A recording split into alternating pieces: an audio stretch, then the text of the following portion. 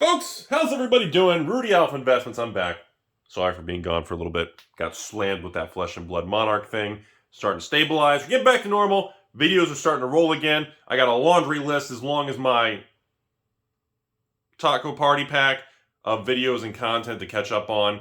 And today we're going to go right into Modern Horizons 2.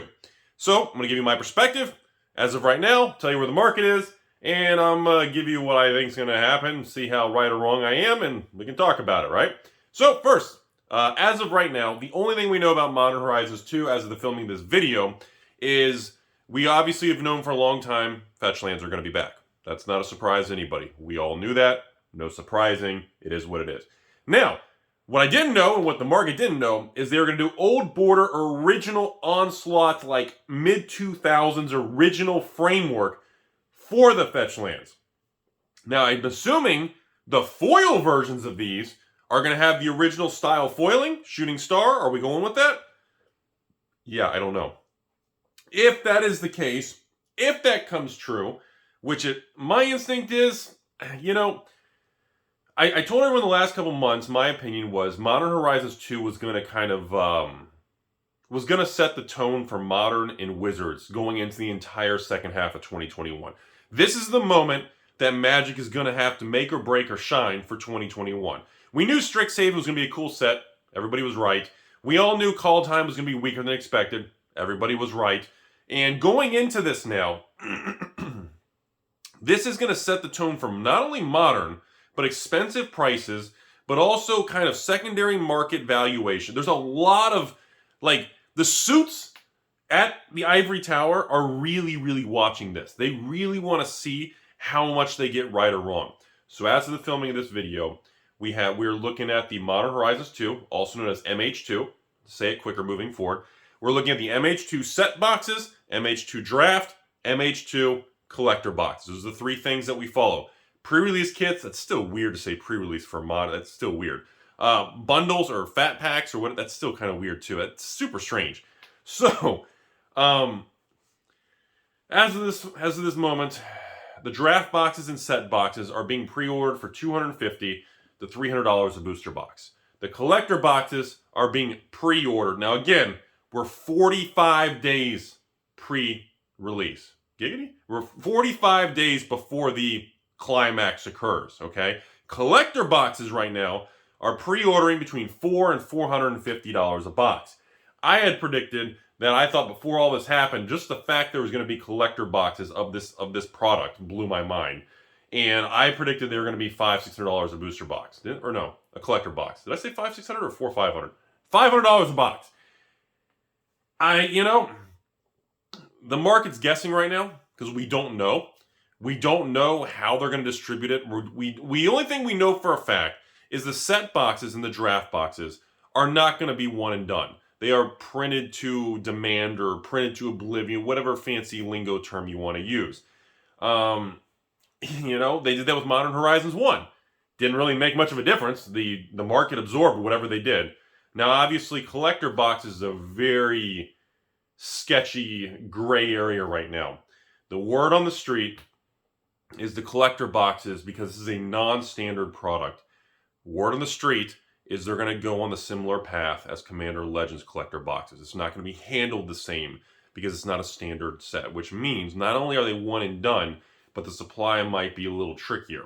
And of course, any additional restocks, Papa Hasbro is going to work behind secretly in the back door, giggity again, with their favorite LGS known as Amazon.com. And any leftover products after release are going to be funneled through them. That is a fact of life at this point. Wizards has decided that's the way they want to treat everyone in all the 3,000 stores and distribution network, and that is a permanent thing. I do not see that changing as it continues into the future. So, here we are. 12 booster packs of Modern Horizons are being pre-ordered for almost $500. The reason that's so high is because we all know in the back of our minds what's going to happen here. You know as well as I do, they're going to pull, just like Commander Legends and just like Double Masters VIP. If you want to have the old border, Onslaught's original fetch lands in foil, essentially the word on the street, again, no evidence of any of this, so this could all be fairy dust fugazi, fake information, but word on the street is if you want the top of the line variant, it's only going to be slotted in the collector box. This will funnel money into the most expensive, highest profit margin product of this release for Papa Hasbro. And again, if I was working for them and I was in the ivory tower and I was sipping the Kool-Aid, I'll be honest with you all, I would have done the same thing. You want me to say it? I have the kahunas and the pretzel sticks. I will tell you how it is. If I was working in the corporate ivory tower, that's exactly what I would do. I would force all of you to buy the collector box. For the people who want the flashy, pimped out top of the line, they're gonna bottleneck you into the collector box. That's what they're gonna do. That's what I would do if I was working for that corporation. It's gonna happen. So, as far as the regular fetch land versus the alternate bordered version, I do believe those will probably be available in almost all the products. But obviously the old frame ones are going to be tougher to get. I'm not sure how they're going to work it. They're going to have a list, I guess, in the set box. So there's going to be a list slot in a modern. I'm assuming. Now, again, if they do this correctly, word on the street, a Modern Horizons set box will have a slot in each booster pack for the list. I would assume the list would be a bunch of modern staple and modern cards through modern history. Maybe Modern Horizons 1. Maybe a bunch of master set reprint cards. Something that fits the theme of the list for a modern product. That would be common sense. Of course, they'll probably do whatever they want to do. So that's what I see going on right here, folks. So just, the product is going to be a monster. We've talked about this the last 2 months on this channel. The product is going to be an animal. It's going to sell like flipping, I would say wildfire, but that's kind of a little derogatory term, and since all those fires and things in the U.S. and different countries and the lack of rain or whatever. But it's going to be a very, everyone's going to complain about the pricing. There's going to be a lot of negativity. But at the end of the day, like I tell you all, no matter how you see the negativity, the prices are so high it's going to collapse. No matter how you view and what you read online, the only thing that really matters in this world is the data. The data is, there's no manipulating the numbers. The numbers are the numbers. You can be positive or negative about the number, but it's the same number. And I believe very firmly that this thing is going to be an animal. It's going to be probably one of the most, if not the most profitable Magic the Gathering product in history of Magic the Gathering. Because the pricing is so high. I mean, it is massive. Even if Wizards, whatever the wholesale, even if the wholesale price of a draft or set box or whatever, even if it's $200 even, Wizards getting $200 wholesale per regular box times 100,000 boxes. And then you want to talk about wholesale of a collector box, whatever it comes out to be. If it's 250 or 300 or 320, whatever, let's just make an even number for math. It's an even 300. Let's say a collector box wholesales an even 300. And they make 50,000 collector boxes. Do the math. Somebody in the comment section, do the math. Wizards is going to make a fortune. $300 a box times 50,000 collector boxes. $200 a box times, 100,000 set boxes or 100,000 draft or both, so 200,000. We're talking astronomical profit margins, ladies and gentlemen. Beyond anything that Wizards and anything's ever seen, which is going to go back to something we've talked about in 2020, that corporate Hasbro's goal was to almost double the revenue and cash flow and size of Wizards of the Coast. And I told everybody many months ago, they are going to achieve this. Not by selling more product, even though they feel like they're pumping it out, but mostly from increasing margins. That's really what I believe they've been focused on for the last 6 to 12 months.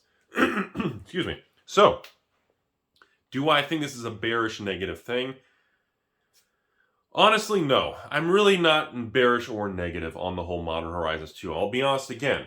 When Modern Horizons 1 came out, it was literally my favorite modern product since I've been on YouTube in the last 5 to 6 years. No joke. Out of all being a part of the Modern Masters 2015, Eternal Masters, Modern Masters 2017, Iconic Masters, Masters 25, Ultimate Masters, Double Masters BIP.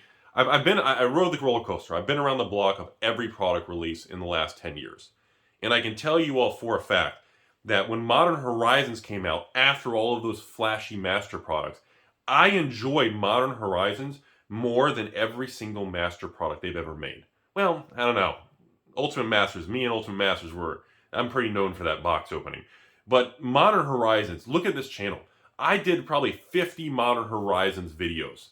I mean, I love the product. Now, Modern Horizons 2, just the fact they're not holding back.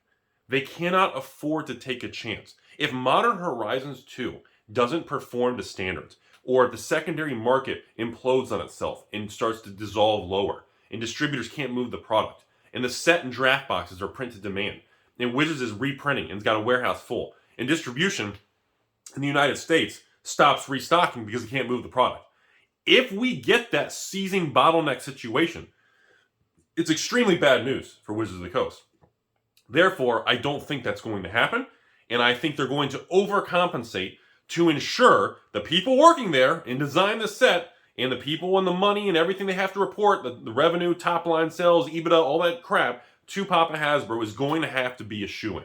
And I believe that's why they engineered the product with all these variants, and they just said, look, when we're throwing in the fetches, we're doing old border fetches, we're doing, if you want fancy old border original foil fetches, collect. I mean, they are not holding back. And this was kind of my theory. And the reason I feel that way is because, again, I asked myself, if I was working for Wizards of the Coast, how would I handle the situation of Modern Horizons 2 if I just had a corporate meeting, I was wearing some flashy suit, and, you know, I don't know, they were serving flashy foo-foo stuff and all this creepy crap, and they told me in this meeting, we need you to bring in $20 million, record thing on a set. And I'm going, that's ridiculous. They said, well, you need to make a specialty product, you need to make it a home run, we can't take a chance. We need to perform, we need to report blowout numbers for Wall Street. When that quarterly earnings report hits, we need to wow the market. We don't want our stock, we don't want our equity in our corporate bond, we don't want anything penalized. We need to come out looking like heroes. And I would say, consider it done. I would sit on the other side of that table, and I'd say, well, we have a Modern Horizons 2, consider it done. It's covered. It's done. Make it happen, it's done. That's what I would tell the people. I would go back to Wizards, have another meeting with the Wizards R&D, the teams, the development, whatever's involved. I'd say, look, we have to make X amount of money. We need to move this much product. In order to make this much money, we have to set the dollar amount of the product at this price point. In addition, we need 3 other variants to make sure we bring an overall top-line revenue of X. And my job's on the line. If I don't hit X, I'm fired. So I would literally say, not only do we need to hit it, we need to just blow it out of the water, so we need an insurance policy. The insurance policy is the fetch lands. And that is going to immediately send you off to the races and send the rocket to Mars. And I believe that's exactly what's going to happen. And I do believe that this sucker is going to come out, and not only the collector box is going to rise post-release and not dissolve or stay flat. Although, if you look at recent history here, Kaldheim collector boxes came out at like, what, 210? Now they're like 190? 10%. Strixhaven came out at what, 210? Now they're 260, 20-30% jump. Commander Legends came out, what, 250, 270? Boom, 80 to 100% jump. I mean, the collector box market, as much as it's a hot topic, and I can argue for and against it, whatever, however you feel about it, who cares? But let's look at the data. The data shows in the last few releases with collector boxes, they're really getting it right. They've adjusted the print runs back down. They've kind of learned about the flashy things, the variant. They're really tweaking the product to find its sweet spot. And we have the original collector box from Throne of Eldraine officially out of print, and that sucker's going to the moon, and investors and collectors are saying, whoa, we're starting to get data here. Look at that original Throne collectors. Thing's pushing to $400 a box. Whoa, okay, it's only been 2 years. So the data start to come in for long-term and historical information, and the market's going to react naturally. It is what it is. So, that's my introduction to Modern Horizons 2, everybody. Overall, it's going to be effing expensive, okay? Overall, it's going to sell like wildfire. Overall, you're going to see a lot of negativity as we approach the release, as you see the typical, fueling everyone online, complaining about either the lack of reprints or the lack of strength or power level or however they distribute. There's going to be negativity, and you need to put your arms and feet in the vehicle and be prepared for the negativity. Now, strip the emotion out, step back from short-term market noise, and let's look at the overall what I think is going to happen. I think after release, collector boxes are going to be the very first thing, because I do believe this sucker is going to follow Commander Legends collector boxes because it's not a standard release. So that is going to be probably the most sought after thing. And once we get confirmation of what kind of flashy, exclusive version of a card is only in that product, you're going to see off to the races. And I'm warning you all right now.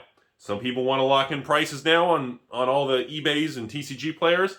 If you lock in a price of collector box for $400 and the sucker goes to $600, $700, most likely the stores are going to cancel orders, get in trouble, become turbulent, and all kinds of dirty stuff's going to happen. If the prices are $500 right now, as when you guys watch this video, and you lock in your pre-orders, and the price tanks to $350, guess what? All the customers are going to want to cancel pre-orders, and they're going to go after the stores. Remember, pre-orders, I still stand by, are the most ridiculous 1, 2, 3 month out free money loan that always ends in one of two parties hating the other party. I can't stand the system. I never engage in pre-orders way out in advance. I don't like taking people's money months out in advance, whether it works for the store or against the store on what if the price goes up or it drops. Sometimes it spikes at release, great. Sometimes it tanks at release, great. It happens both ways. In the long game, it averages out. But remember, I still stand by that. In Modern Horizons 2, just like Pokemon, just like the Flesh and Blood Monarch, when you have high, extreme demand products, you're going to see price swings. Whenever there's price swings, you're going to see people angry at stores, stores angry at customers for canceling, and stores canceling orders, making customers angry. You're going to see a lot of volatility, folks. So mentally be prepared and understand this is how the system works. And if you want to engage in pre-orders that far in advance, it's risky.